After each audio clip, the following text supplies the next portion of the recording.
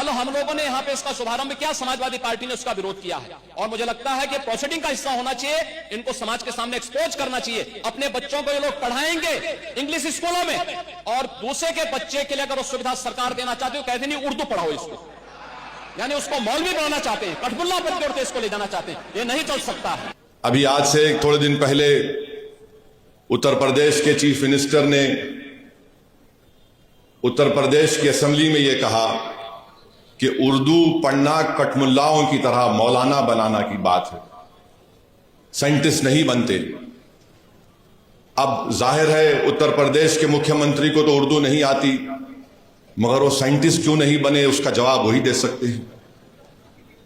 उत्तर प्रदेश के मुख्यमंत्री ने कहा कि उर्दू पढ़ने से कठमुल्ले बनते हैं।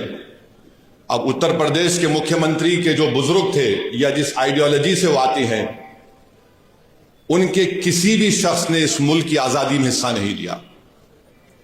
ये गोरखपुर से आते हैं और उसी गोरखपुर से रघुपति साहेब फराख भी आते हैं। फराख गोरखपुरी उर्दू का एक बहुत बड़ा शायर था, मुसलमान नहीं था। अगर शायद असेंबली में कोई उठ के बोल देता मुख्यमंत्री को, तो मुख्यमंत्री बोलते नहीं नहीं उन्हें भी कठमुल्ला है। तो ये इनकी ये इंटेलेक्चुअल कैपेसिटी है इनकी। फराह गोरखपुरी गोरखपुर के शायर थे, उर्दू के बहुत बड़े शायर थे। अब मेरे अजीज दोस्तों और बुजुर्गों, जिसके जहन और दिल पर गहन लग चुका है, तो दुनिया की कोई रोशनी उसके सर पे नहीं पहुंच सकती।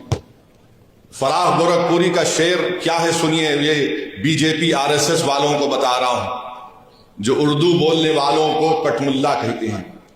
फराह गोरखपुरी ने कहा था, सरजमीन हिंद पर अक़वाम आलम के फराख, सरजमीन हिंद पर अक़वाम आलम के फराख, काफिले बसते गए हिंदुस्तान बनता गया। सरजमीन हिंद पर अक़वाम आलम यानी नेशंस आए इस देश में, बसते गए हिंदुस्तान बना। अब ये जो आर्ग्यूमेंट इनका आरएसएस का है कि नहीं ये बाहर से आए, तुम भी बाहर से आए, जितने आर्यंस है बाहर से आए, अगर ओरिजिनल है तो द्रविडियन और ट्राइबल लोग हैं। फराह गोरखपुरी ने सच्चाई को बयान कर दिया।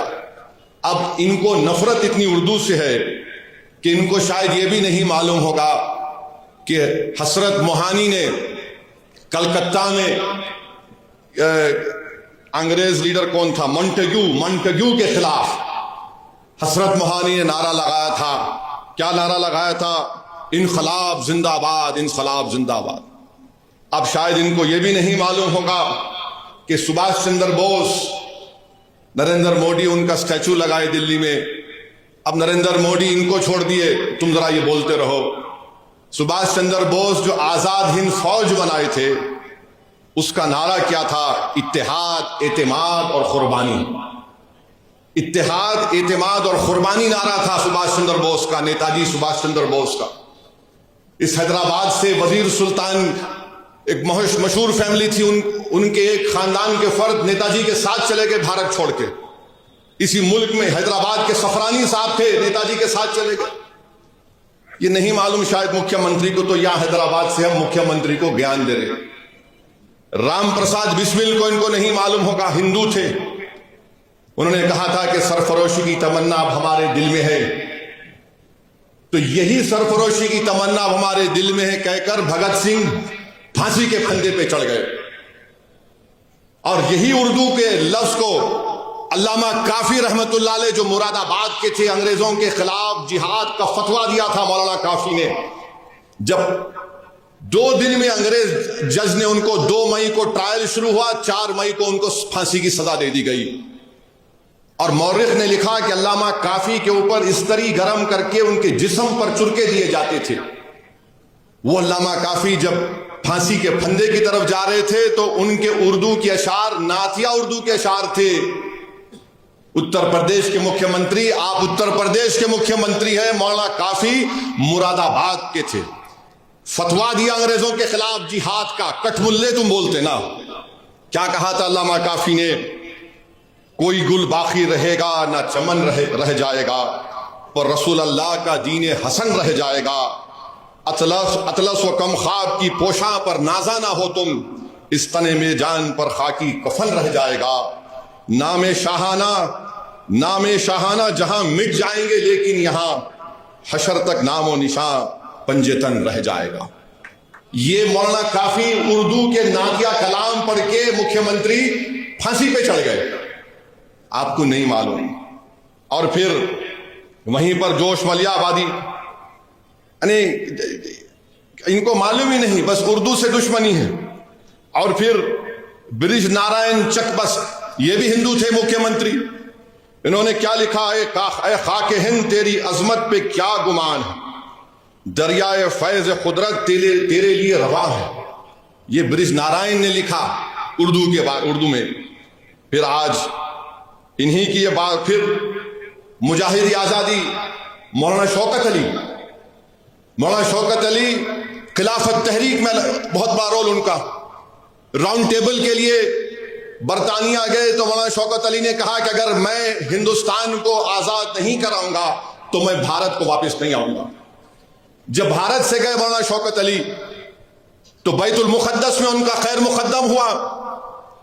2 लाख लोग मौलाना शौकत अली के इस्तकबाल के लिए बैतुल मुक़द्दस को आए थे। उसके बाद वो बरतानिया गए, राउंड टेबल कॉन्फ्रेंस हुई। उनका एक मशहूर तकरीर है, रामपुर के थे मुख्यमंत्री मौलाना शौकत अली, आपको नहीं मालूम होगा। मौलाना शौकत अली ने एक शेर कहा था, शायद ये आपके लिए और आरएसएस और बीजेपी के लिए कहा होगा, यकीनन कहा होगा। मौलाना शौकत अली ने कहा, दौरे हयात आएगा खातिल खजा के बाद, दौरे हयात आएगा खातिल खजा के बाद, है इब्तिदा हमारी तेरी इंतहा के बाद। तो तुम्हारी इंतहा होगी। आज तुम इख्तिदार के नशे में बड़ा अनाब शनाब बक रहे हो, बके जाओ। मगर मेरे अजीज दोस्तों और बुजुर्गों, वतन अजीज का हाल तो यह है कि जोश ने सही कहा था, वो आज के इस दौर के लिए भी मुनासिब है। जोश ने लिखा था, ऐ हम नफस फसाने हिंदुस्तान ना पूछ, ऐ हम नफस फसाने हिंदुस्तान ना पूछ, अपना गला खरोशे तरन्नुम से फट गया, अपना गला खरोशे तरन्नुम से फट गया, तलवार से बचा तो रगे गुल से कट गया। ये जोश ने कहा था, जो आज हमारे मौजूदा मुल्क के हालात पर सही तरीके से उतरता है। तो हम उत्तर प्रदेश के मुख्यमंत्री को एक और इत्तला दे रहे हैं कि भारत की लोकसभा में ओम बिरला स्पीकर ने ऐलान किया कि जो कोई भी भारत की पार्लियामेंट में, लोकसभा में जो तकरीर में भाषण देगा उसका तर्जुमा उर्दू में होगा। अब आप क्या बोलेंगे स्पीकर को? उर्दू आप जो जबान में देंगे, कई जबानों में तर्जुमा होगा। तो इनको नहीं मालूम, ये उत्तर प्रदेश के मुख्यमंत्री को यह भी नहीं मालूम कि उर्दू उत्तर प्रदेश की तहजीब का हिस्सा है। ये उत्तर प्रदेश और आरएसएस बीजेपी के लोगों को नहीं मालूम कि उर्दू को कॉन्स्टिट्यूशन का प्रोटेक्शन है, आइन की हिफाजत उसको मिलती है दीगर जबानों की तरह। उत्तर प्रदेश और मोदी को नहीं मालूम कि हर मुसलमान ही उर्दू नहीं बोलता, बल्कि ये मुसलमानों की जबान नहीं है, ये इस देश की आजादी की जबान रही है, ये इस मुल्क की जबान है। अब आप चले जाइए, नवायत मुसलमान है, कर्नाटका में उर्दू नहीं बोलते, कम बोलते। केरला चले जाइए, मोपिल्ला अलग जबान बोलते, मलयाली बोलते। तमिल लोग तमिल बोलते मुसलमान। कर्नाटका के इंटीरियर में चले जाइए, कन्नड़ी बोलते हैं। महाराष्ट्र में जाइए, वो उर्दू भी बोलते, मराठी भी बोलते। गुजरात के मुसलमान हैं, गुजराती भी बोलते, उर्दू भी बोल देते। अरे इस देश की खूबसूरती ये है, बीजेपी इस देश को, इस वतन को एक जबान, एक मजहब, एक आइडियोलॉजी और एक लीडर के तहत बनाना चाहती है। भारत में हजारों मजहब हैं, कई जबानें हैं, कई हजारों तहजीबें हैं, तभी जाकर भारत बनता है। इसीलिए फराह गोरखपुरी ने कहा था, अक़वाम आलम का लफ्ज इस्तेमाल किया था। अब इनको समझ में आया नहीं मालूम, मगर हमारा काम यह है कि इनको समझाना और इनको बताना कि उर्दू से दुश्मनी करना जिद्दोजहद आजादी से दुश्मनी करने के बराबर है।